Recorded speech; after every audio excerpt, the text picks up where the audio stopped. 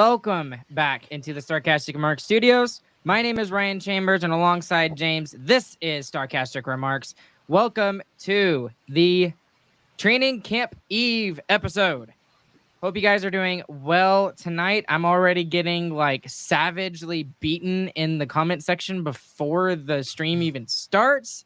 And I'm like, geez, Brooke, thanks a lot, Brandon. I appreciate y'all so much. We'll talk about that here in a second. But thank you to DraftKings Sportsbook for being our sponsor of this episode of THPN. And we really appreciate them continuing their partnership for the last 3 years with us and with the network here. So anyways, James, before I ravagely go on James or on Brandon and Brooke here, how are you doing tonight?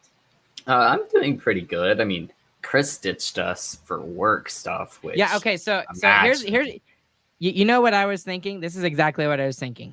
It's almost like Chris put Brandon and Brooke up to savagely go against me or something since he's not here, right? Yeah.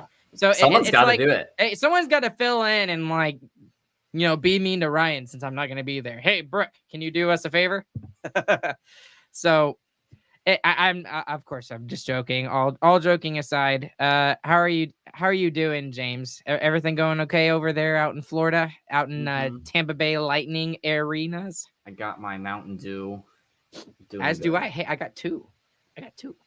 I got a Summer Freeze one. This one's better. Oh, those are amazing. They taste exactly like bomb pops. I cut the last ones. Oh, really? Yeah. So speaking of Mountain Dew, since we're already on a side tangent, so I already told you this story, but I don't think I told this on the podcast. So we have a reward room at the middle school band hall here where I work, and what the kids do is they earn stickers, and they can use said stickers to buy things, and some of those things they can buy is candy, chips, drinks, stuff like that, right? Well, me being in charge of the candy room, I got to spend the money on what I wanted to. So what I got to do is I got to spend about $700 on stuff like that. And I bought about 6 cases of Mountain Dew Baja Blast. And these are the little 12 packs, y'all. This is the 36 pack of Baja Blast. Because, of course, they're going out because it's no longer summer. So I have 3 that are stashed away that the kids don't know about. Well, I guess if they've listened to this episode, they'll figure it out, but they have no idea where it is, and I'm keeping it for myself. He stashed 108 cans of Mountain Dew Baja Blast. 108 cans. Okay, it's amazing. It is absolutely amazing. But that's excessive. That is not excessive. That's gonna last me. That's gonna last me 2 or 3 months. 2 or 3 weeks. 2 or 3. Oh, I don't know about that. You're not Chris. It's never mind. Yes, right. Oh, wait. Again, random thing. Have you tried the voodoo one yet? There's it's like a white one. It's for Halloween. No, I'm trying to not spend a lot of money, so. Oh, well, lame. It's really good. How dare I not want to spend money when I don't have a lot of it? How dare you? Okay. We're already boring people. Okay. Anyways, let's get into what we're actually here to talk about. We have got a ton of training camp stuff to talk to you guys about tonight. We're going to go through a bunch of Saad's articles tonight and some questions he's got for each of the players on the roster for the Dallas Stars. It's going to be very interesting. We're going to get some thoughts from myself and from James about the Traverse City tournament. I got to watch 1 game and a little bit of another. I think, James, you got to watch 2 of the 3, or did you watch all 3? I watched all 3, but the third one I didn't get to watch beyond the second period. Okay, well, close enough. And then we're gonna get into some NHL stuff right off the bat here. We're gonna talk a little bit about the preseason games that are going on in Australia. That's gonna be really cool, and we'll talk about the scope of that and see where that leads us. There was I don't want to say it's a minor trade, but it is an NHL level trade that we'll talk about between the Vancouver Canucks and the Montreal Canadiens. And then obviously we have to talk about the big explosion that happened over the past week, which we talked about it last Wednesday, and it has completely changed into a 180. And of course, if you've been living under a rock, we're of course talking about Mike Babcock, and we'll get to that discussion here in a little bit. But first, let's just go ahead and start off with Eden. Eden Shadlow. I believe she lives in Australia, if I remember correctly. Eden, let me know if I'm wrong or not. But she and her sons are avid listeners to our podcast. We appreciate you, Eden. Anyways, they got preseason games going on there in Australia, and it's between the LA Kings and the Arizona Coyotes. So I think this is really cool. This is very different, something that I don't think they've ever done before. If they've done it, they might have done it once. But I mean, what do you think about this? I think this is a great idea. I think it's cool for the fans in Australia. Any thoughts about that? Yeah, I mean, this is you're trying to pull in another group who've never even really seen hockey before. I mean, that's going to get a lot of buzz just in the area, just because they're having a game there. I mean, there is hockey in Australia, but it's definitely like not well known. So yes. they're trying to grow the sport by throwing preseason games in other countries, which is really cool. I was reading a couple of articles a couple of weeks ago about like all the stuff that they had to bring, and they had to like ship all of their ice making equipment out there, and there's the process. I'm just like, oh my gosh, this is just for a couple of preseason games. Yeah. It was like, wow. I mean, they have some hockey out there, but it's not a lot. Yeah, it ain't much, but it's still pretty cool, and I love to see the game growing. And they've gone to China. Obviously, they've been in Europe because hockey is pretty popular in Europe. So we'll see where this goes. I believe. I hope they keep doing it.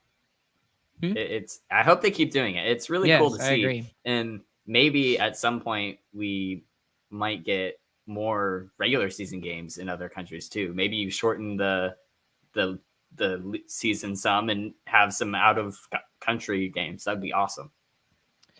I know there have been a group of Stars fans who have talked about the Stars hosting like a game in like somewhere in Mexico or something like that, which I mean, I could see that making some sense considering that Texas does have such a large Hispanic population. That would be cool. That's another, maybe in like Mexico City or something like that.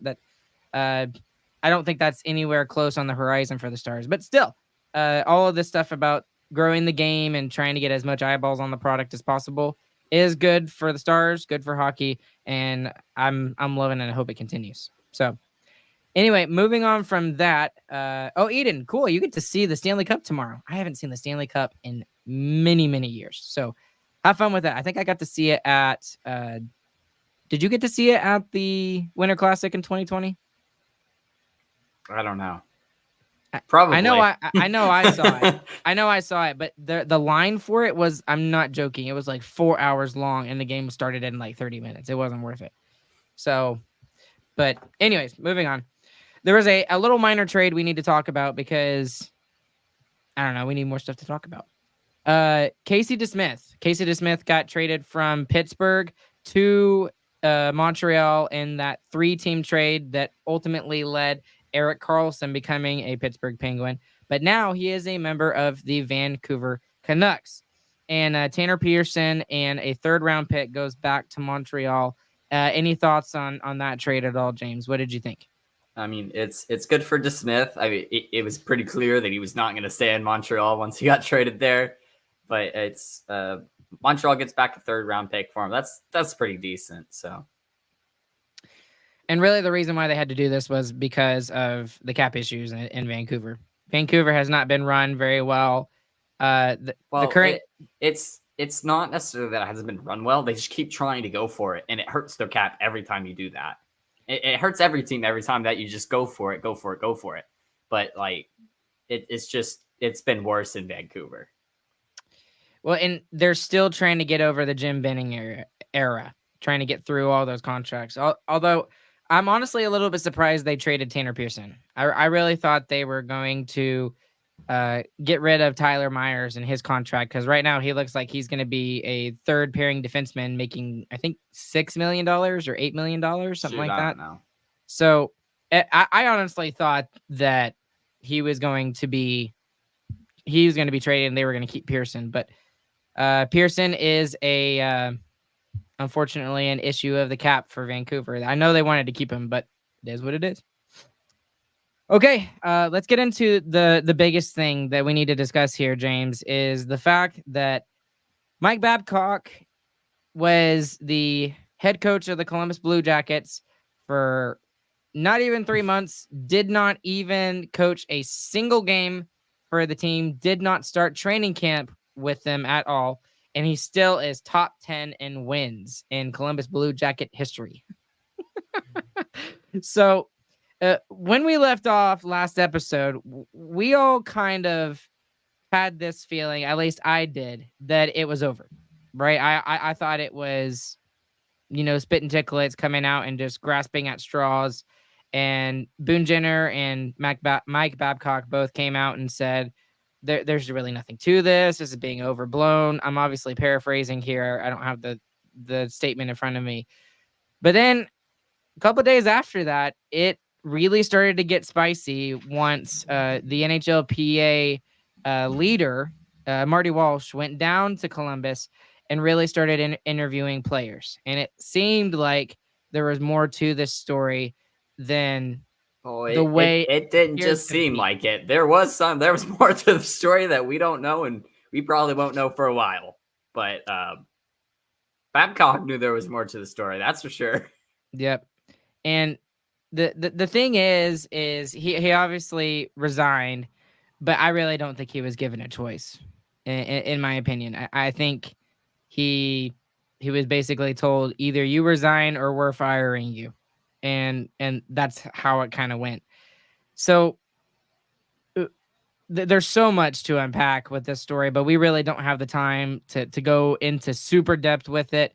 But I mean, what are your whole thoughts on this whole situation? Is there something that comes out to you that really sticks out to you in your mind? Certain person? I don't know. I mean, there've been so much talk on so many podcasts, on X, on Facebook, everywhere. What are your thoughts? Twitter, Ryan, not X. Twitter, X, whatever. It's Twitter. They can name it whatever they want. It's Twitter. Dang you, Elon! It's Twitter. The little blue bird still exists in my heart.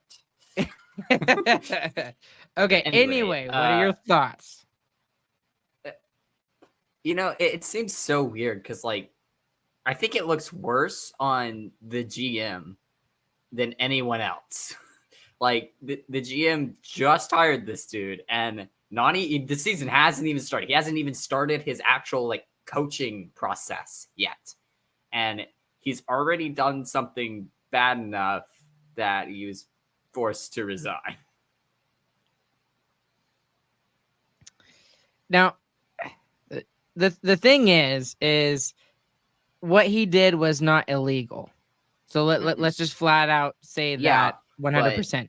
But dude, there's this thing called privacy.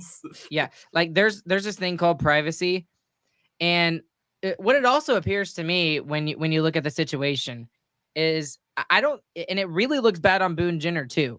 There are people that are going after Boone Jenner and saying, well, you stuck up for this guy. Well, I'm giving him the benefit of the doubt here. What I really think happened is I think his meeting with Babcock was much, much different than Babcock's meeting with some of the other players, right? That's kind of how I view it. He kind of had this, for lack of a better term, power struggle over some of these players that are lower down in the lineup, right? Because you want to keep the top players happy because they're really the ones that matter the most. They're the ones that have the most influence on the team and the decisions, including the head coach, right? So obviously he wants Boone Jenner to be on his side. So he's not going to pull the same crap with Boone Jenner than what he would have done with maybe Marchenko, for example, one of the younger guys on the team or something like that. So that's just my thought process and kind of what I thought about it. No, I agree. Do you think that's true? If anyone's going after a player that defended it, it's obvious that the player either didn't really have a problem with it or had a very different experience than the other players. I mean, and obviously they don't have the full story either. There's people who know everything, and there's people who know one thing from one interaction. You can meet one dude on the street, and he could be a very nice guy, and for all you know, he could have killed 10 people. Like it's really like you don't know the whole story. Well, and I'm gonna jump on the bandwagon with you. This makes the whole organization look bad, and I believe you that I agree with you. It's 100%. I mean, we knew what Babcock was all about, right? He had done stupid crap like this in the past, right?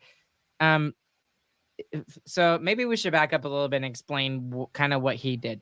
Basically, long story short, he went through a couple of guys' phones and he said, "Hey, show me some pictures of your family," to some players, and then other players, he was like, "Give me your phone. I want to look through your phone," and stuff like that. And not all of these quote unquote meetings happened at the rink or in any kind of Columbus Blue Jacket building. Some of them happened at Babcock's house. So, like, one of the things I read about, and I believe it to be true, he invited a player over for lunch, right? To just as like a meeting, as a get to know you thing, is what it kind of sounded like.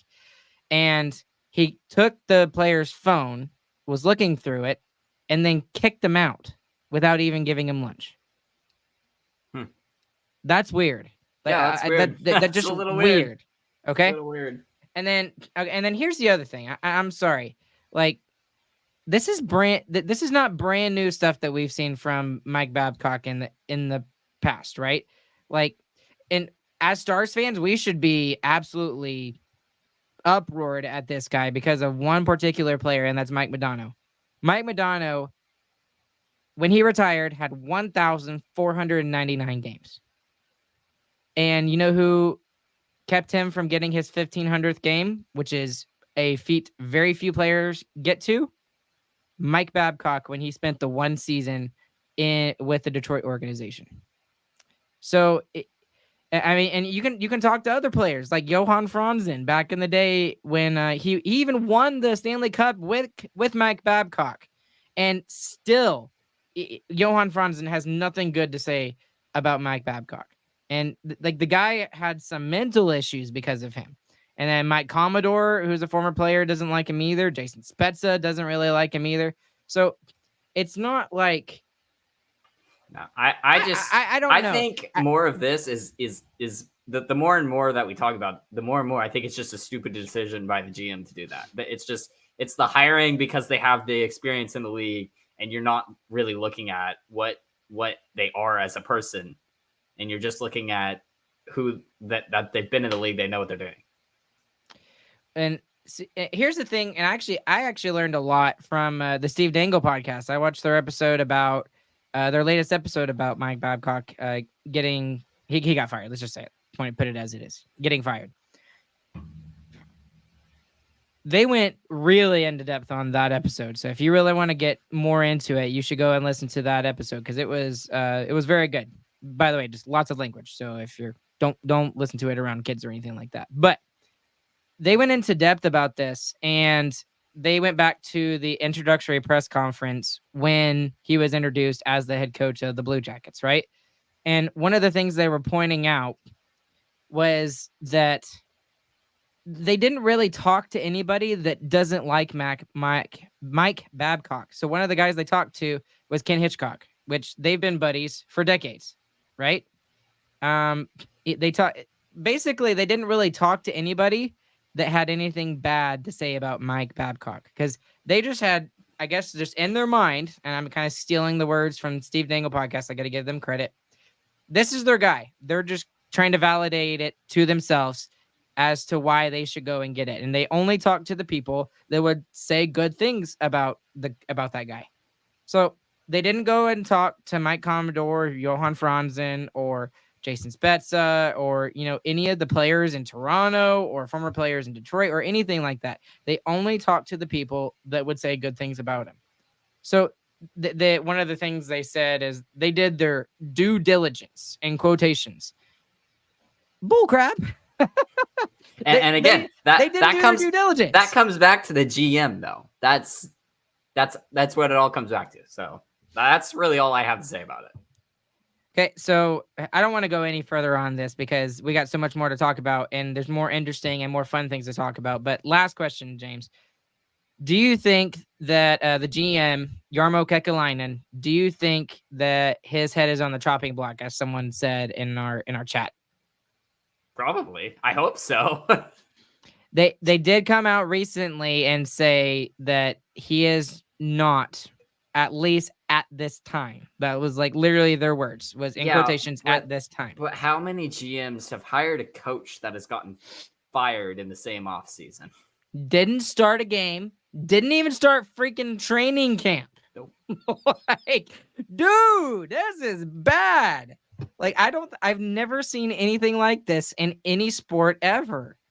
And let's just talk about the fact that it makes the whole sport of hockey look bad. It just makes the Columbus Blue Jackets look bad. I don't know. Which I don't know that they needed help for being a small organization in the first place. Well, I say small.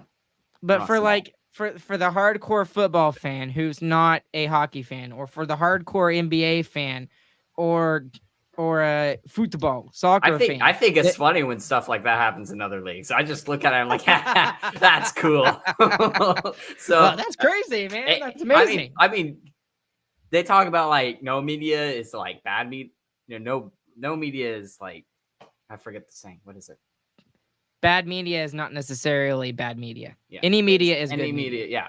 And that can be true in some senses too. I'm probably not with the way Babcock deals with players, but regardless, I mean, you're at least people are hearing about it. People should hear about it too. I mean, that's a bad thing to happen. Everyone should hear about that. I think we're gonna hear more and more about this as we go on. And he got fired on Sunday, and we're recording this on Wednesday, the 20th at 10:45, and we've found out more since Sunday even. So I think it's just going to slowly keep trickling out, and then we're going to be like, dude, how did this guy even get a job back in the NHL? So he's never getting an NHL job again. Let's just say that. He's done. Shouldn't have gotten one absolutely done. Yeah. Okay, moving on, because I'm tired of talking about this. Okay. I could go on for another hour just about that. I couldn't. Anyways. James is just like, this is stupid. I'm done. Let's go. Anyways, I want to get actually, let's talk about this first. Okay. Some of y'all in this chat were already getting on to me and saying, oh, well, the center ice logo that came out that had the Mooterus on it. Okay. Obviously it was photoshopped. No, it was not me. The Mooterus is still amazing. And I don't understand. It was you. I do wish it was me, but it was not me. But I don't understand why they don't just bring it back. Like, give us what we want. Come on. Or at least what I want. I don't know about James. Yeah, you can want it. I don't. Okay, but in all reality, I like the new center ice one. It's the same one from 2 years ago. It looks beautiful. I think Chris especially loves that logo because that's the one that they put on the front of the blackout jersey. Chris likes the secondary. He really likes the secondary logo, so that doesn't surprise me. It looks nice. I still kind of like primary logo for center ice, but like I'm not gonna complain about the secondary logo. It's more Texan too. Texan. Texas hockey. Let's go. So maybe that's what they're trying to push too. Who knows? Yeah, but I think it's a great logo, and I'm glad that they put it on the front of the blackout. And I can't believe I don't know the answer to this question, but are they? I'm assuming they're still wearing the blackout this season. I don't know. I haven't seen anything about it. I thought last year was supposed to be the last year, but I'm not sure. I hope they continue using it because I know there's a lot of Stars fans that it's not as popular as the OG colors. Well, I say OG colors, the main color scheme that we have. Yeah, but still. I like it. I like it. I hope they keep using it. Okay. Anyway, let's get into our Traverse City tournament thoughts. I got to watch the first game. The first game. I got to watch most of it. It was fun. The first game was good. It was. Let me put it this way. It was not great hockey at all. It's a prospect tournament. But that's kind of what it's supposed to be. But man, it was so fun to see players going at it, and it's relevant, right? It's future stars of the game. We got to see Stankoven. We got to see Bork. We got to see Bishel for the first time in a while. It seems like he's always been hurt every single time we've had like rookie, training camps going on or whatever.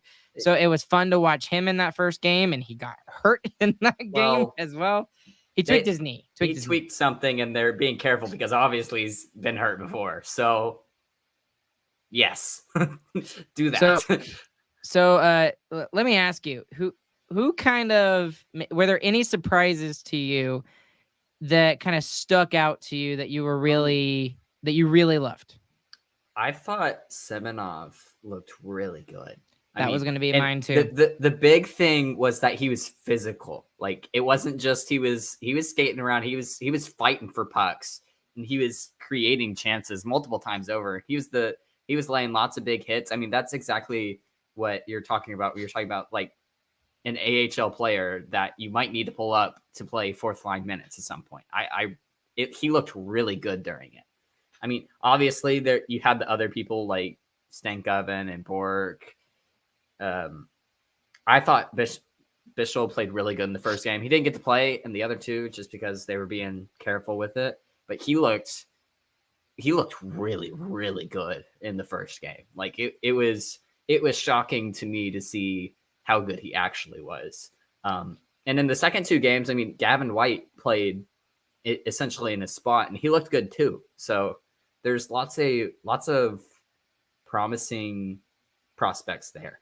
It's just it's you can tell like there's just little things in everyone's game where it's like if you can improve on that thing, you can make it. And it's just tons of question marks all over those. So I'm going to get into a couple of players. I particularly really liked Chase Wheatcroft's game. That he's a guy that was an under the radar signing by the Dallas Stars. He was one of the top point getters in, I believe, the OHL, WHL. Okay, WHL. Thank you. And he looked really good. I loved Bishel's game, dude. It was so. It's almost like they did it on purpose. They had that picture of Bishel 6'5" and then Stankoven 5'7". I was like, that's just They played at the same time mostly, which was funny. It was great. Right. Oh, it was amazing. I loved it. Wheatcroft was definitely really good. It felt like he was like already one of the AHL players. Is how he was playing. It was really, really solid both ways. So, and I also want to kind of second you on Matthew Semenov, and maybe it's because I'm a little biased because I really like the guy. We actually did a bunch, we did a bunch. I did a interview with him last offseason. So as soon as he was drafted, he was more than willing to kind of spend some of his time with us. I reached out back to him just to see how he's doing. It sounds like he's doing okay. Maybe get him back on the podcast and see how he's doing. He looked really good in the tournament. He really was one of the standout for me, especially physically. I think he was the most physical player we had. And he was the 6th round pick for the Stars. And he was viewed as maybe even going as early as in the 3rd round. So maybe this is a future, middle 6, bottom 6 guy for the Dallas Stars moving forward. That'd be pretty cool. I think he's probably bottom 6 just because like his stick handling isn't there, but like he has a ton of determination in that body of his. I mean, he was fighting for every single puck every time it hit the boards. Right. Now, I'm going to get a little negative here in a couple of players. So, but I'll say positive things about them too. Christian Kyrou. His offensive game is so much fun to watch. His stick handling looks amazing. It looks spectacular. Now, what I will say is he looked very lost sometimes in the defensive zone, which is really bad considering he is a defenseman. So yes, I think that's going to come with time. He's still young. It's not like he was a top prospect. So he's got time. That was one of our later draft picks. And it wasn't like crazy late. I think it was like 2nd or 3rd round. Second or third round. I was thinking the 3rd, but it might have been the 2nd. But his offensive is already there. That's the good thing. He doesn't even have to touch that. I don't think it's just that defense that's going to come back in, and that's what we saw with Harley for the longest time too. And it's going to come. He's probably going to be more of a project though. when I say project, he's going to come in at a normal defensive time. He's not going to come in 18, 19. Well, I mean, and we've seen that. The only exception to the rule that I think we've seen is Miro Heiskanen, and he's a freak of nature, so he doesn't count, right? So, I mean, we saw that with Klingberg, and he did get better. Too. Otter is kind of the exception too, but perfect prime example, Thomas Harley, right? I mean, he came in and he played in a game in the bubble when they were doing the round robin tournament, and Bonus kind of just threw him a bone and said, "Here you go." And he looked really rough. He looked very scared. He was not ready defensively. He spent almost the entire year in the AHL this past season.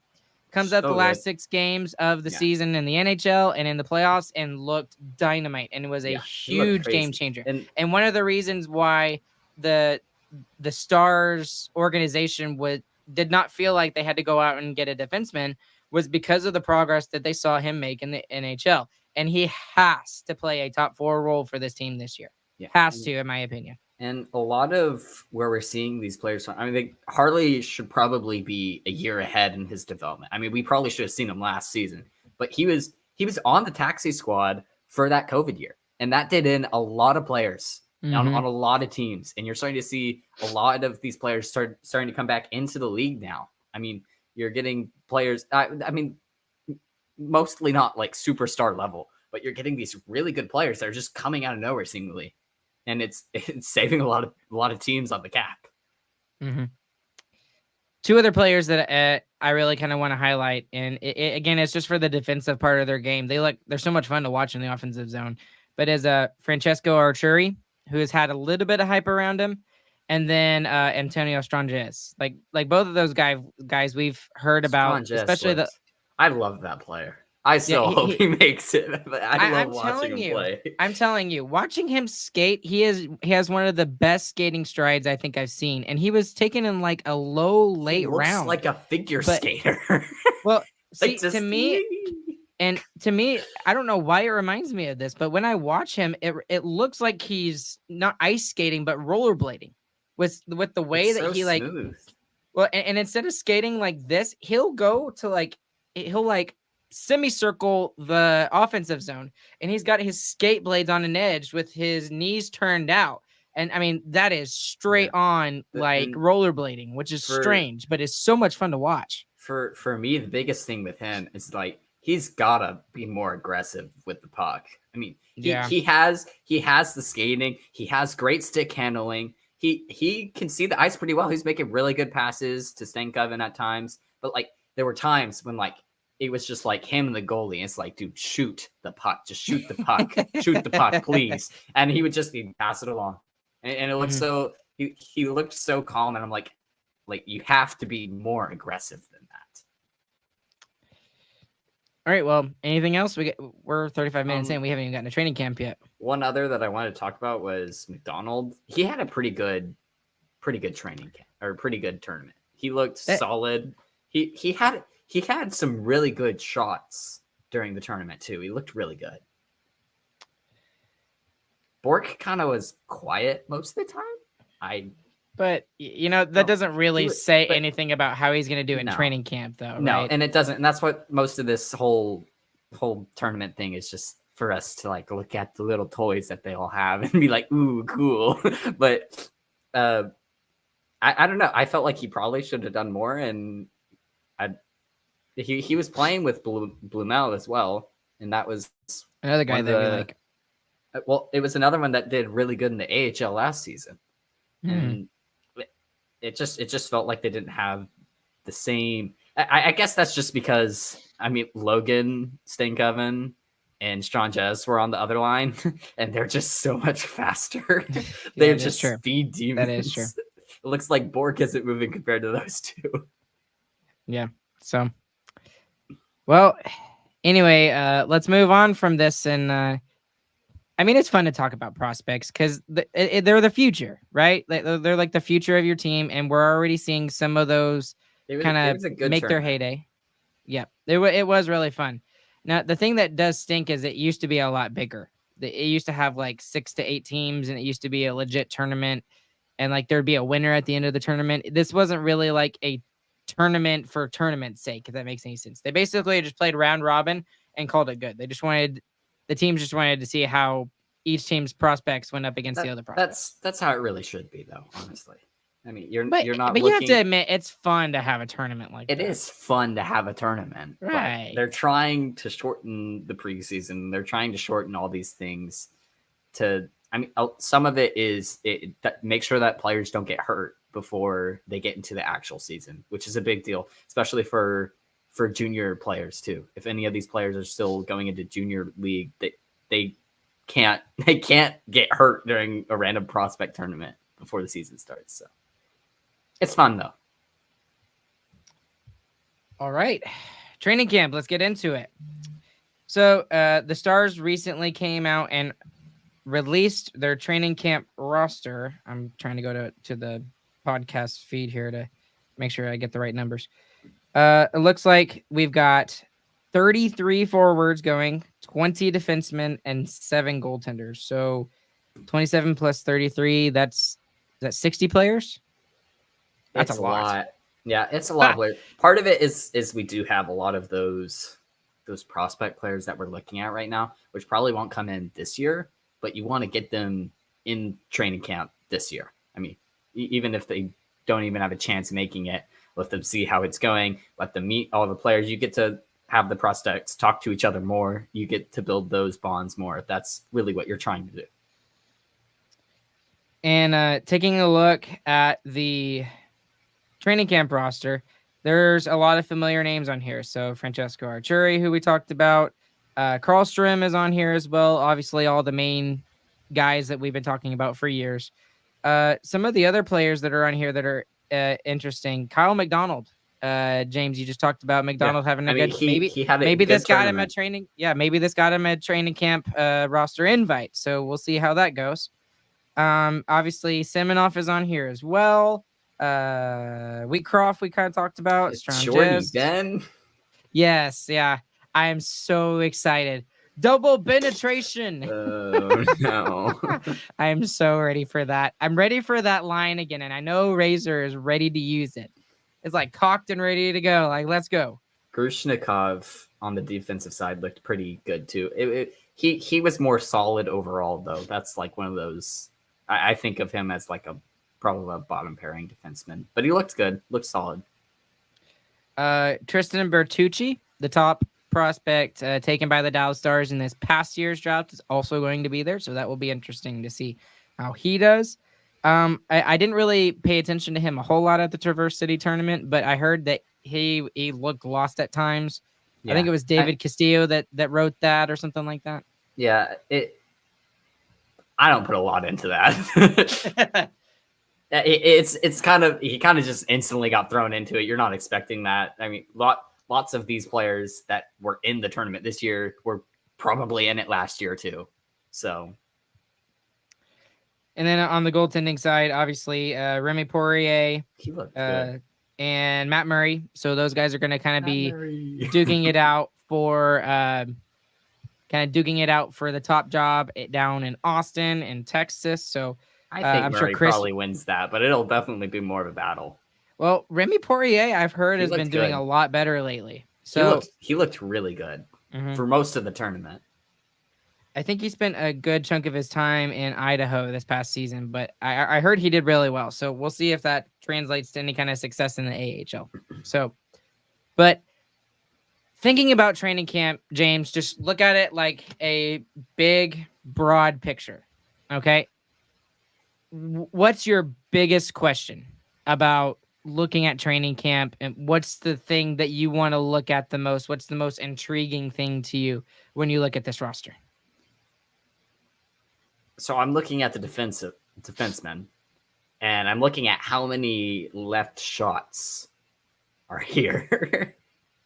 And it's all of them. All of them are left. Well, Petrovic, I wish there were more, right? But if you look at it, it's like it's 2/3 are left shots. So yeah, everyone who's left shot is going to have that much of a harder time getting in. And even Miro is left shot, and he's going to be put on right the entire time. Mm-hmm. So That's very true. I think I want to cry so much, man. I really think we're squandering some of Miro's offensive ability by putting him on the right side.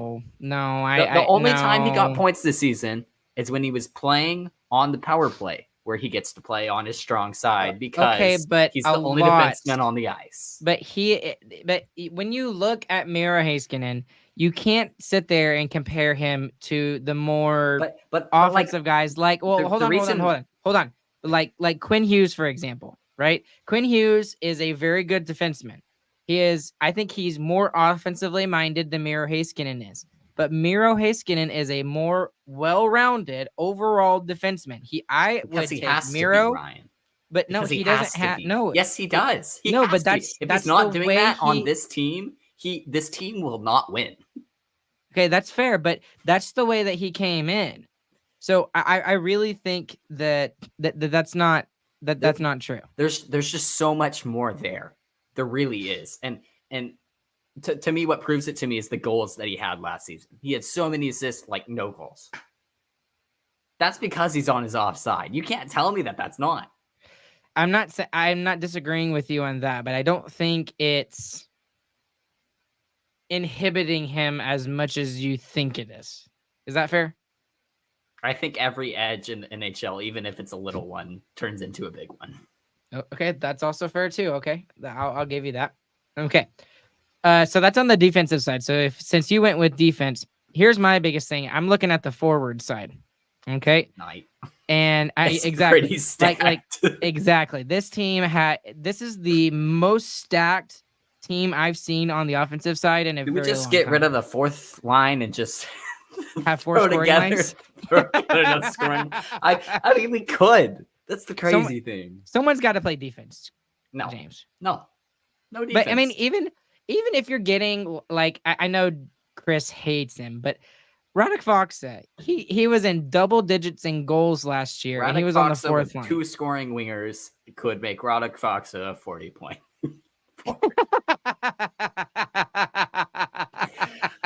But I mean, like, but that's anyways, just hopeful thinking. Anyways, yes, the firepower is ridiculous on the forward side, but a couple of things I'm looking at is, and this kind of gets into some of the questions that we'll look at some of Sod's articles, but is Pavelski going to continue defying Father Time? Yes. Is he going to be able to continue it? Because I think he can. And he has not shown that he's slowing down at any point. And he's got 2 guys who can skate, and he can just sit there in front of the net and tip pucks for all I care. I mean, honestly, go for it. Right. Is Dodonov, is he going to continue playing with both Jamie Benn and Wyatt Johnston? You're not breaking Johnston and Benn up, but he seemed to be that perfect complement on that line when he got here. So is he still going to force the issue and continue being that guy? Or is maybe someone like Stankoven or Bork going to look at that and say, this is my spot, and push Dodonov further down the lineup? That's another question. That's really where this training camp's going to be interesting. I mean, who's going to get pushed out? I mean, even the veterans are going to be very, very pressed to keep their spot on this team on the forward side. I mean, Marchman might have trouble just because of the bad season he had last year. I don't think he will. He's just faster and bigger. But I mean, Dodonov for sure. I mean, he should feel a lot of pressure in this training camp, especially coming from Montreal, where it's pretty much guaranteed that he's going to play, even if he gets outplayed, just because you want the veteran presence with the rookies that are going to be there. But the problem is he's got to play to score on this team. I mean, he has to score for us to keep him on the roster. I think what we'll really see is we will see players like Marchman, especially. If he does, I think they're going to give him the benefit of the doubt. I'm still giving him the benefit of the doubt. He lost his dad, lost off season. That was really hard.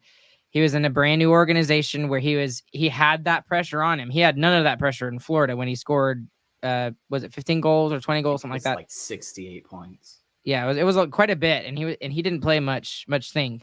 But I really think that Marchment is going to be the one that gets pushed down to the maybe even the fourth line, which the cap hit sucks, I admit. But I mean, if you've got a young guy who comes in and he's pushing everybody down, let's just assume it's Stankoven, for example, and It's it not a pushes bad everybody thing. down, his cap hit is not going to be that big of an issue, It's right? not gonna, and I think it's not gonna be an issue regardless. I mean, he's one of the bigger players on the team still. I'm pretty sure, and where your biggest players are Jason Robertson and Rope Hens, and you don't want either of them doing any type of hitting really. Well, you want them hitting, but you don't want them going out there and trying to force their will on people. You want them to make the plays that they always make. You got to have someone on the team who's willing to hit every single shift. Let me jump back to Pavelski for a second because I kind of stole Saad's question over here, but he has a couple of articles on The Athletic, which if you haven't looked lately, he has posted 3 articles for Dallas Stars fans getting ready for training camp. One of them he is about questions for the forwards and another one for questions for the defensemen and the goaltending. So for Joe Pavelski, how long can he hold off Father Time? This is what he writes here. Father Time is undefeated, but Joe Pavelski is holding a sizable lead in that battle right now. He has played every game the past 3 seasons, set a new career high in points just 2 seasons ago, followed up by another top 5 year last season. He is a key component to arguably the best line in hockey. He plays on the top power play, and to top it all off is one heck of a landlord. So, what I don't think he's going to slow down. I don't. I think if he continue, as long as he's playing with Rope Hintz and he continues to click like Robertson, that I don't believe that line is going to be slowing down. And that's my answer to that question. What do you think? Yeah, I think overall he might take a step back in terms of what his line mates might do. I think he probably gets around the same points, but I think Hintz and Robertson might just blow him out of the water. Both of them. I mean, I really feel like Hintz should have another just amazing year. I feel like he should get better again this year. But as long as he's got those, I mean, both Robertson and Hintz are 6'3" and 200 pounds, so he's got some monsters standing next to him. He'll be good. He'll be okay. You kind of pulled him out there, so let's talk about him. Rope Hintz, his question: is there another step or two left, or is this his climax? So the article points out that, and it's crazy to think this, James. I'm gonna guess it. Go ahead. Oh, hello. You back now? Am I gone? Oh no, I'm back. I'm back. Sorry. Okay, you're back. You were gone. Anyways, I'm still here. Go for it. What were you gonna say about Rope? I assume the question was, is Hintz going to take another step, or is this the furthest he's going to go? Yes. Even if this is the furthest he's going to go, it's spectacular because just of the way he plays, he's going to get at least 30 goals, 35 goals around that area every season. And then in the playoffs, he plays so good too. I mean,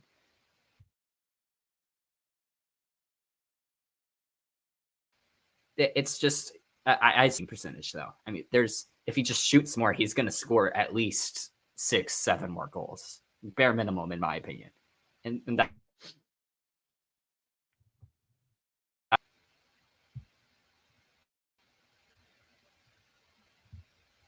Ryan. Sorry, I'm back. Gotta love my internet. I'm figuring other things out, I promise. Stupid internet. Okay.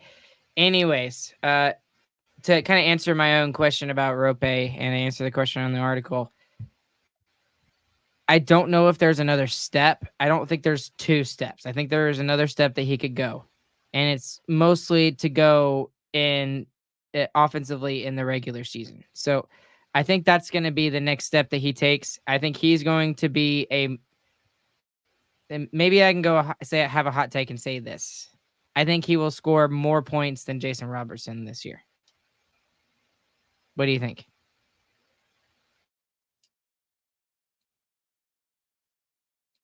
gonna happen.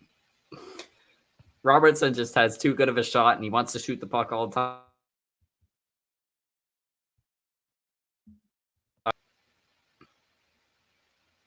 You live, Ryan? Yeah, I'm alive. Hold on 1 second. Okay, here's a question for you. Talk for a second, and I'll be right back. Tyler Seguin, how high can he build the post injury? Go ahead. Back now? Yeah, go ahead and talk about Tyler Seguin. Go. Oh, Tyler Seguin. I think Tyler Sagan's going to do better this year, just based off of him having a new line mate. Hopefully that'll click more with him. More experience there with him, though, might be really good for him considering how long he's been in the league as well. Having a bunch, two experienced players, probably both centers. We're assuming, what's his face? Why do I always forget his name? Dude we signed, I forgot him. He came from Matt Duchene. We're assuming he's gonna play. He's gonna play with Seguin. I got there eventually. We assume he's gonna play with Seguin. That alone should increase his at least assists. I mean, Duchene is gonna score more than Dellandrea, or even I forgot his name as well. Man, I'm not doing good tonight. Well, we have hit a speed bump here at the Sarcastic Remarks Studios with the internet and with brain power. My brain's so foggy. I can't think of anything anymore. I've been like slightly sick for the past couple of days, by the way. It's been like ever so slightly, but it's there. But just by him having more experienced line mates, he should get at least 10, 15 more points, even if those are all assists. Do you think he could, this is kind of a bad question to ask, but do you think he could take a step forward in his production from this last season? Because I think he can. He doesn't have to, but I think he can. And I wonder if that hip of his is just going to continue getting in his way, because now he'll be going into his second full season after his really major hip injury. And we've seen that, like, with multiple other players in the NHL, and especially recently, it's either been the knee or the hip, and those have been like the biggest detractors from some really good players. Yeah. So I mean, even if he can't get better, I mean, he's getting 50 points a season, which is not good for his cap hit, but considering what had happened, that's pretty freaking good.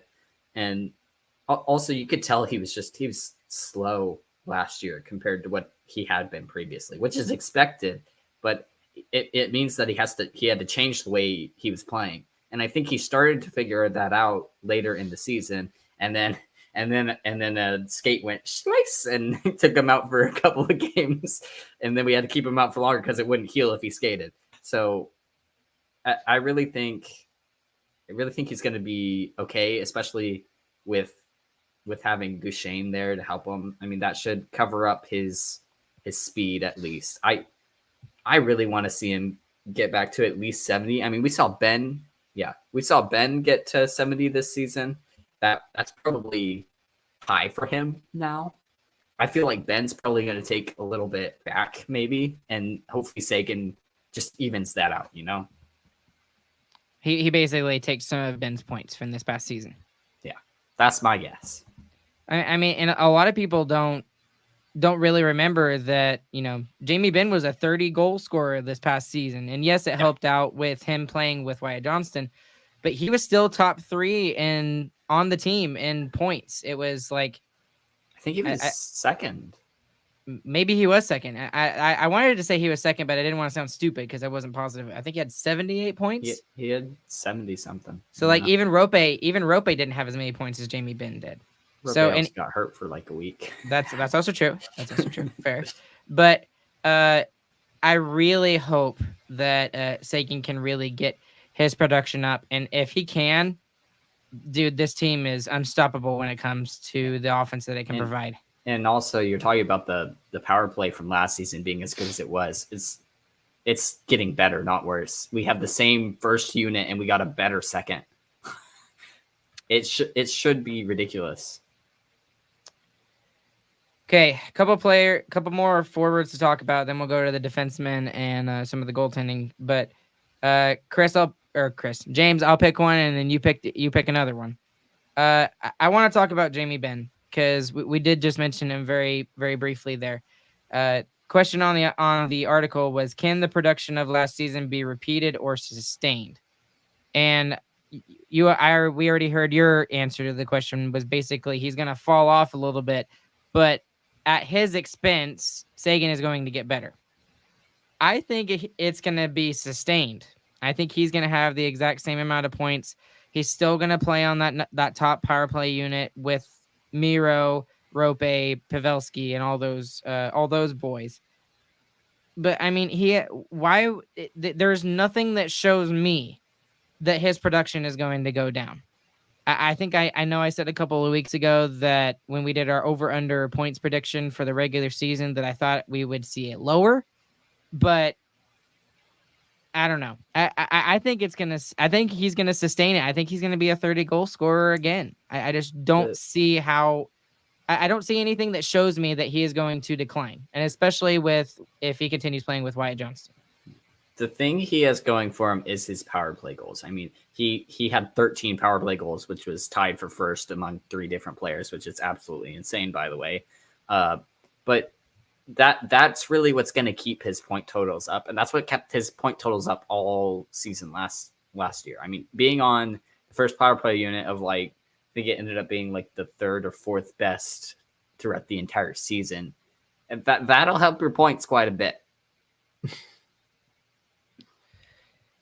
All right, moving on to defensemen and the goaltending. I want to start.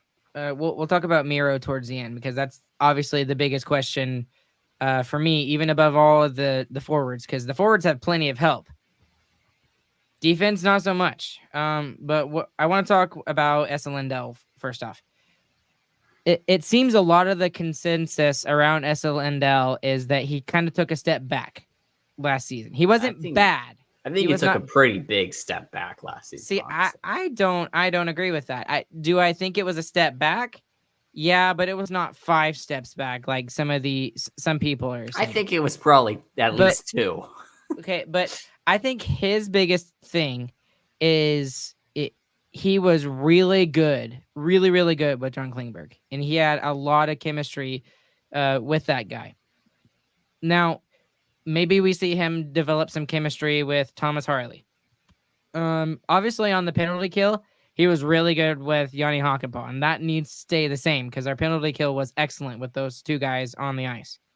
But literally the question in the article is, who is the right partner? And Saad kind of talks about, he's just like, well, for the most part, he was with Yanni Hakanpää, but Esa Lindell was not as effective as he was when he was in the top pairing with John Klingberg. You know who it is? Who? It's Lundqvist. That's the other right-handed. That's the other right-handed defenseman. He's more offensive, like Klinger was. Problem is, he's a little bit shorter, so you kind of lose your 2 big rigs on the same line, which hurts a little bit. But we say he's short, and he's 5'11", I think, right? Yeah, he's 5'11". That's short for defensemen, though. I mean, all the other defensemen are 6 foot except for Hanley and Kyrou. Well, yeah, but that's on the Quinn Hughes is I think Quinn Hughes is 5'10", isn't he? I don't think he's 6 foot. Yeah, but that's different. Quinn Hughes scored and then you points. got and then I don't like Minnesota, but Jared Spurgeon, I respect the heck out of that guy. He's 5'7", and he's a captain of that team, and he's really good defensively. It's so still, it can different. Work. It's still different for defensemen, though. I mean, all the defensemen on the Golden Knights roster last year, all over 6 foot, all of them, every single one of them, and they were all monsters, and they could beat up everyone that they touched. they could breathe on someone and they would fall over. Straight in the face. Yeah. So I think it's got to be Lundqvist though to play with Esa. I mean, that's the other right-handed defenseman that you have that should be more offensive that Lindell's used to playing with. I mean, Lindell had to be the offensive defenseman in the pairing because he had Hakanpää with him. And you really don't want Hockenpah being the offensive defenseman. I mean, he's big and he's got some big reach. He can break up stuff with his stick. He cannot stick handle very well. He's not have a good wrist shot. He can slap it. He knows how to do that. Yep. But other than that, I mean, you don't want to give Hockenpah that much time with the puck. Speaking of Yanni Hockenpah, let's talk about him for a second. His question is, can he add more to the equation beyond his size? Not will he, but can he? I think the answer to it is yes. Now, I think the bigger question is, will he actually be able to do it?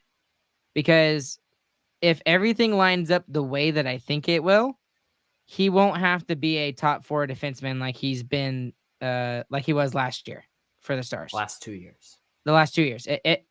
If everything lines up the way that we hope it does, and Lundqvist and Harley are able to step into top 4 roles. So, what do you think? Find an answer to both of those questions. I think Hockenpah is going to play with Harley on the third pairing. I think we're going to see Miro and Suter on the first pairing again. Oh my gosh, please no. No, don't stop trying to gaslight me into thinking that that's not going to happen, because it's going to happen. Everyone knows it's going to happen. It would take a miracle for it not to happen. You're going to see Lindell and Hockenpah get broken up just because of who you have coming in with Harley. Harley's going to be the other one coming in, and he's left-handed. You're not going to play him with. You can't play him with Lindell, even though that might be where you could. No, but someone would be Lindell playing on their offside. Lindell doesn't play on his offside well, and Harley wouldn't play on his offside well either, especially just coming into the league. You don't want to do that to him. Fair. It just makes sense to me to put Hockenpah and Harley together on the third pairing. That gives you the big pairing still. You have the massive pairing, and then Harley should be able to keep the puck and play. I mean, Hockenpah probably won't even notice the difference, honestly. Like, he's still going to be playing with a massive defenseman who can stick handle. It can stick handle probably better than Lindell, but doesn't play as well defensively. Mm-hmm. I think that would look like a really good setup. But I do think we're probably going to see another year of Miro Heiskanen and Ryan Suter. All right, well, you just brought him up, so we'll have to bring him up. We're getting late here, but who cares? We got a lot to talk about. Ryan Suter, can he remain a playable option? So he's coming into this season as a 39-year-old. He is not the player that he was, and we've, to a certain extent, it's been fair, ragged on him. And then other times we've given him real credit. Like, for example, at the beginning of the playoffs, probably was the Stars' second best defenseman for a good chunk of the playoffs. Yeah. Especially with Lindell playing the way he was. Yes. But towards the end of the playoffs, we started seeing it more and more that he was getting tired. He can't keep that level up. It appears, at least. That's just what it appears like. I really think he got into the playoffs and he was like, dude, this team's got a chance. And he sent it all buckled out. down and he put got it all on the table. He put it all in the first 2 rounds for us. As far as he's been, by the way. That's as far as he's been. And he got to the third and fell. I mean, off a cliff. Disappeared. Who cares about winning a Stanley Cup for Jamie Benn? Let's win a Stanley Cup for Ryan Suter. No. if anyone on this team deserves it, it's Joe Pavelski. That was gonna be my thing too. Okay. I think he can remain a playable option. I think he, in a pinch, he can play top 4, but man, I really don't want to see him in the top 4. He at this point, it would be, and I'm not trying to gaslight you, but like, I really think he would be best suited on the third pairing. He's not going on the third pairing. You can hope and dream and hope and dream and hope and dream and hope, but it's not happening. Ardell is just like, stop, Ryan. Stop. I mean, the only thing is, like, we complain about this dude so much. He makes like nothing on the cap hit for what a top 4 defenseman normally would make. I mean, he makes $3.65 million, which is absolutely nothing for a top 4 defenseman. Well, I mean, if you want to put that even into more perspective, Yanni Hakaba makes 1.5 million. Yep. So, and that's how we're under the cap. yes, exactly. There's some players that probably should be making more money, No, but we'll see. We definitely have taken a hit in our overall defensive, just defensemen in general. Sorry, overall defensemen to get better forwards. And I mean, so far it's worked. I don't know what you could complain about. I don't know. How dare they not have more money in the cap to get a better defenseman? Right. Next year, they should have the money. I've heard it's going to go up by as much as 4 million. So we'll see. I believe nothing. I believe nothing. All right. Let's kind of put both of these guys in perspective for this next part. Thomas Harley and Nils Lundqvist. For Lundqvist, what's the next step in his development? And again, Saad talks about in the article, the best course of action, it would seem, would be to put him in the AHL, let him play top minutes there in the AHL, kind of like what they did with Harley this past year. The problem is he's now, so that's one thing. We can't really do that because we really need him to step up now. And the other thing is he's 23 now, so he's not waivers exempt anymore. So they would have to put him on waivers. He wasn't waivers exempt before, I don't think, right? I think he was. Sign him. I think we signed him to a one-way NHL contract. I mean, one way that doesn't was part of the deal. One way has nothing to do with waivers or anything like that. One way just means if you play in the NHL or the AHL, you make the same exact amount of money. A two-way contract is like in the NHL, you make a certain amount of money, which is like up here, like $775,000, which is the minimum. And if you have a two-way contract, you might make $125,000 in the AHL instead. So with a one-way contract, you would make $775,000. Period. There's no question about that. So, I think part of the problem is that Nils should be better by now. I mean, in his development process, he should be better than what he is at currently. That's part of the problem. And really, it's. I think at this point we're almost past the AHL thing. That's essentially putting training wheels back on him. He's got to do it in the off season. He had to have been training during the off season to be able to get a spot on the roster. It is up for grabs. It is right there. He can take it. We signed people just in case he didn't. I mean, that was picking up Bayreuther. That's picking up. Got re-signed. That's PTOing Jordy Ben. I mean, that's what you're doing. You're saying you're going to earn this spot. We're not giving it to you, and that's probably the biggest question of the entire training camp. It's Nils Lundqvist, because I mean, Harley looked absolutely amazing in his playoff games. We expect him to be on the team, even if he's like on the third pairing. He should be on the team. Nil talked about him like there. Yeah. Jim Nill talked about Harley like it was already a done deal. Like he's on the team. Yeah, with Nils Lundqvist, he kind of made that same. The tone of his voice. You say that.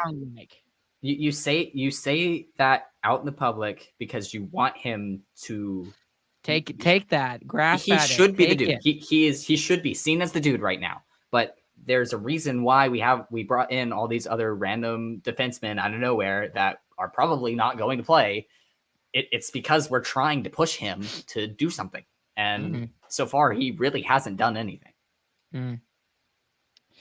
All right, let's talk about Miro Heiskanen to round out the defenseman here. So do we even have to? The dude's amazing. The dude's by the amazing. way, a year older than Lundqvist. Right. That's amazing. Stupid. So his question is obviously, how much is too much? So about what we played him. I mean that I think that's probably as much as we could possibly. The dude would play 30 minutes a freaking night. It's more when stupid. we win in overtime. Yes, exactly. So I don't know. I think that's where you have Harley come in and you have Lundqvist come in. That's where you need them to show up. They have to show up. One of them. They got two darts to throw at the dartboard, and hopefully one of them sticks. Harley, I think, is the more obvious one. And if Nils is able to do it too, then great. That's perfect. That's exactly what you need. But dude, I just don't. I know he's 24 and I know he's young, so he can kind of handle it right now. But I wonder if some of the backbreaking he's having to do for this team right now, defensively and offensively, as a defenseman, if that's taking off some of the back half of his later career, and he's not going to be as effective, when he's in his 30s and stuff like that. I don't And think so. Just I know lots of people are like, "Who cares?" Right now, they're in the Stanley Cup window. They have all this expectation. They're third. Yeah, there you go. They're third. Who cares? It's Jason Robertson, Miro Heiskanen, and Jake Ottinger. I mean, those 4 players are all going to go. They're going to have great careers here. But I really think like we could lose Jake Ottinger for a while, and we would be okay. Wedgwood would step up enough. If we lost Hintz, yes, that's a huge hit, but we've got Duchesne who can jump onto that top line. We've got Tyler Seguin who could do it. Shoot, Jamie Benn could do it. Wyatt Johnston can do it. There's so many holes that could be plugged up by those players. When you look at the defense, you can't say there's anybody behind Miro who could jump into that role and be able to play the exact same role.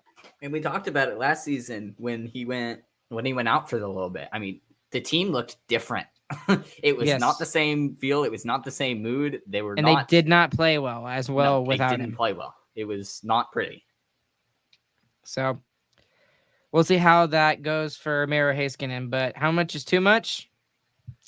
I'll be honest, I don't know the answer to that question because we've given him a lot and he has put this team on his back.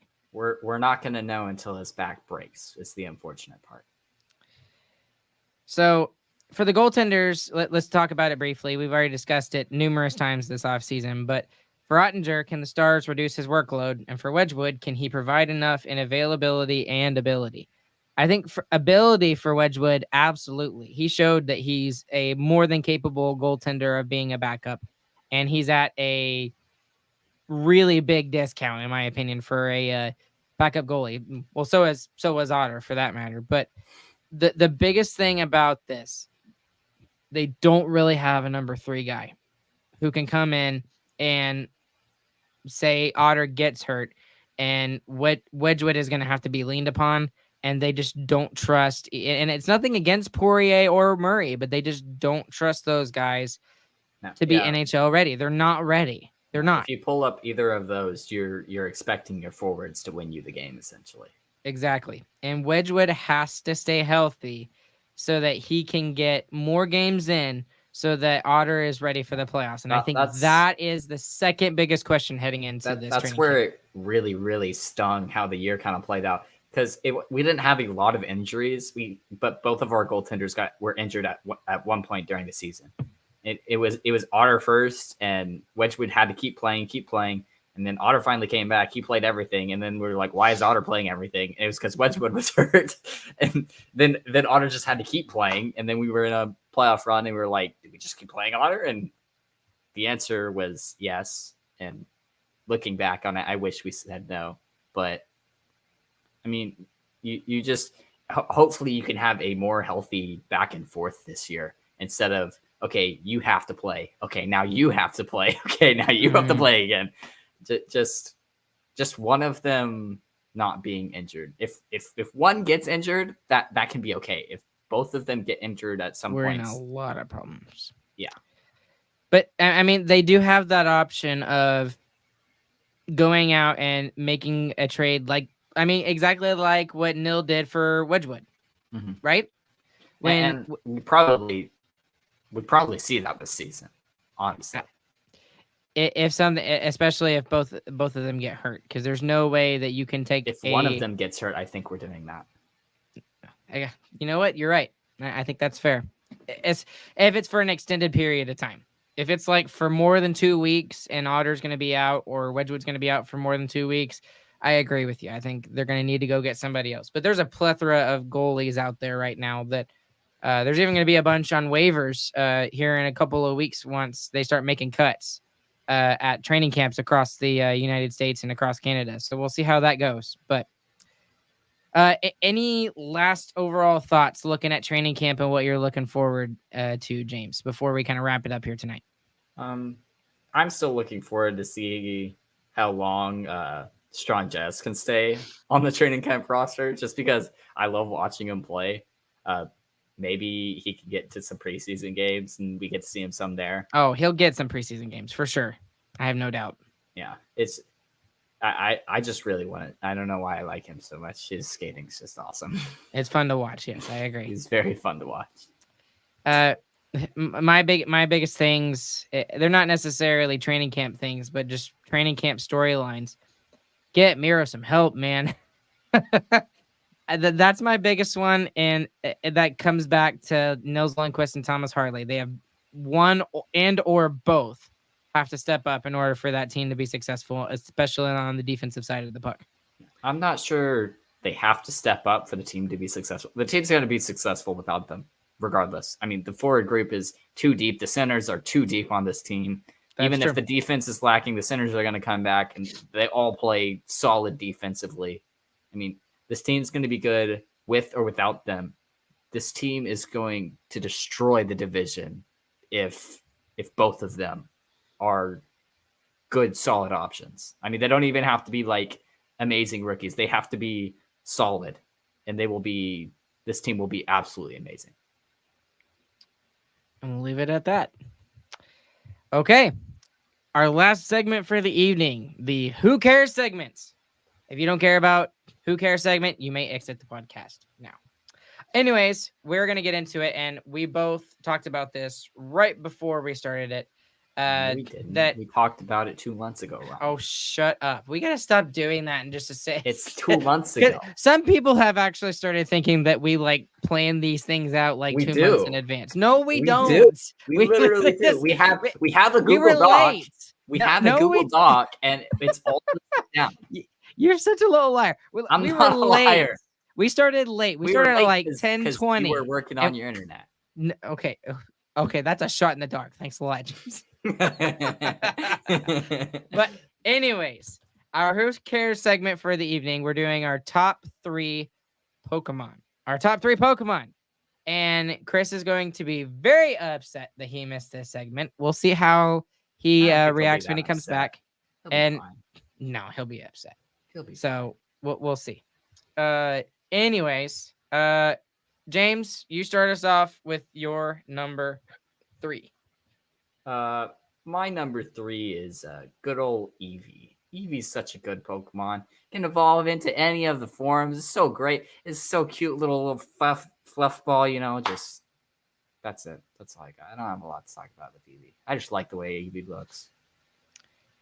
Eevee also has like a bunch of different. What do you call them? That's what I was saying. Evolutions. Yep. Yeah. Sorry, I missed it. Evolution on this podcast. That's right. Oh my gosh, evolution.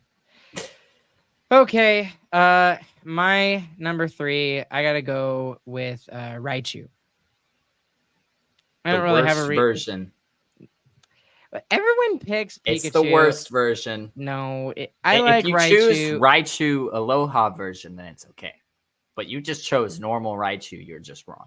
See, I didn't even know there was a different version of Raichu.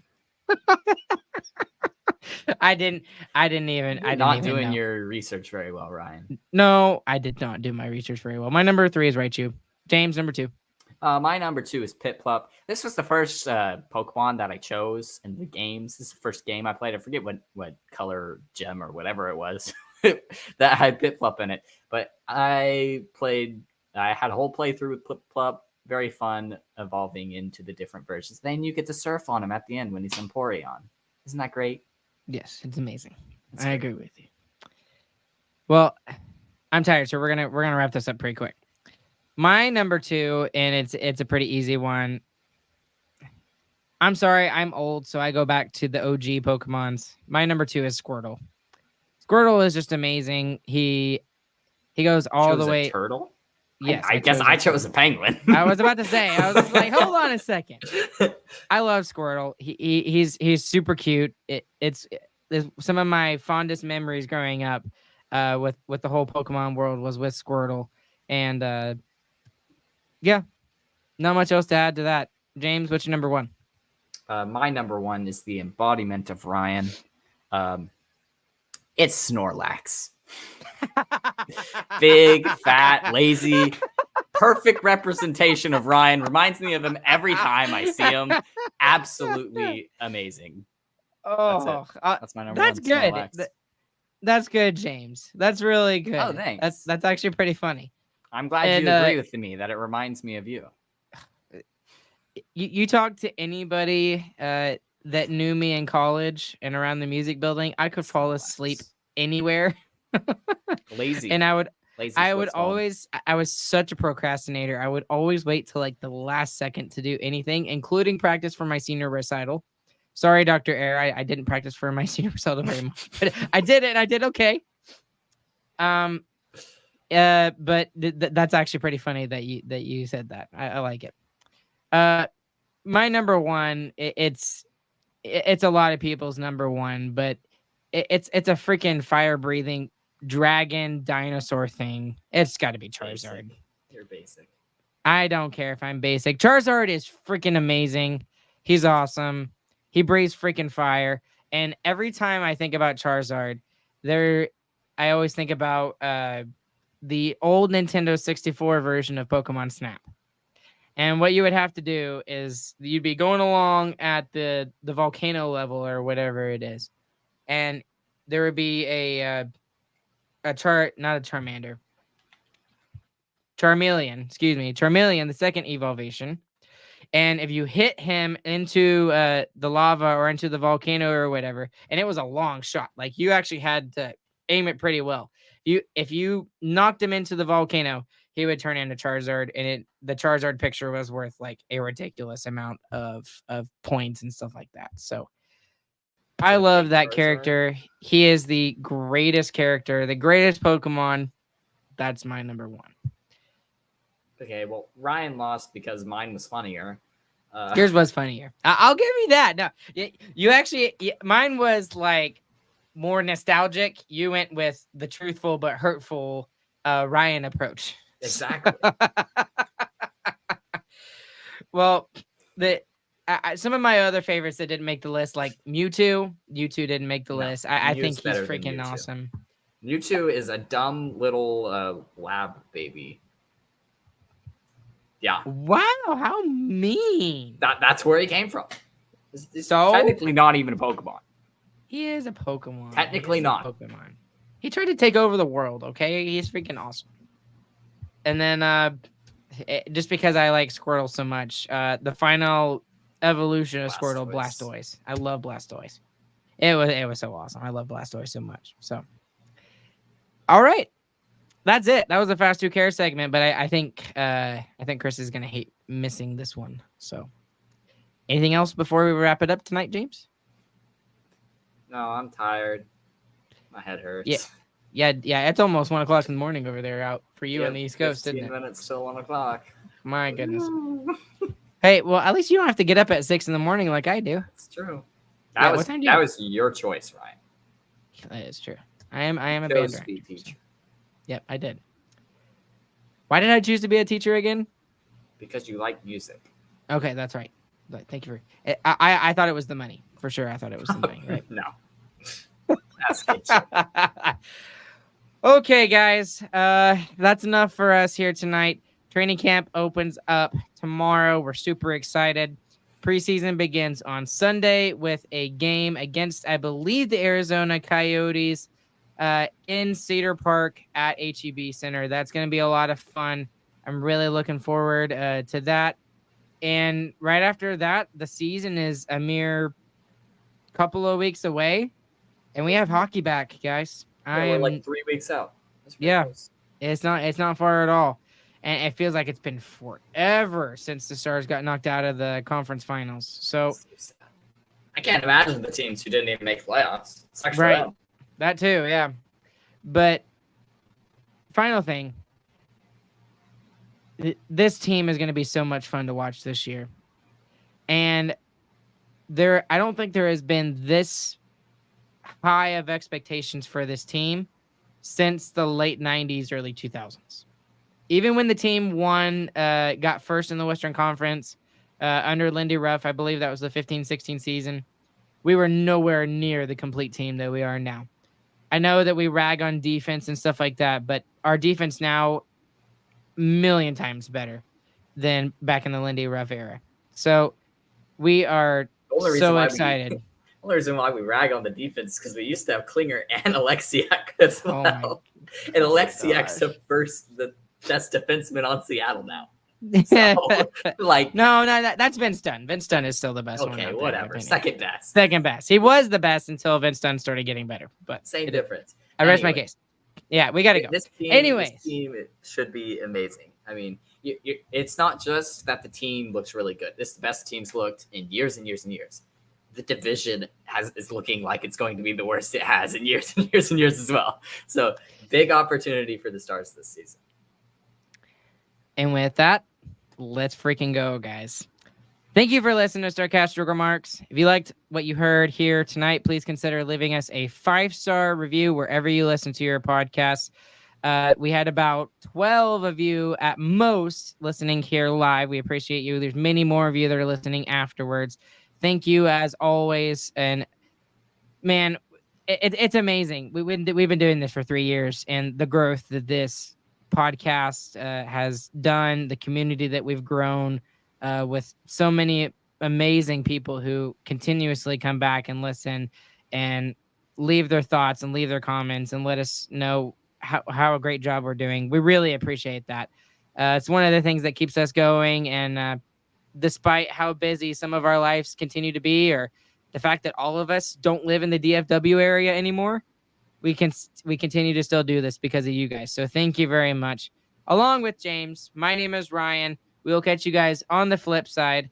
And then next time you see us, hopefully there will be preseason games going on. Hope you guys have a good, fantastic morning, afternoon, evening, whenever you guys are listening. We will catch you guys later. Have a good evening.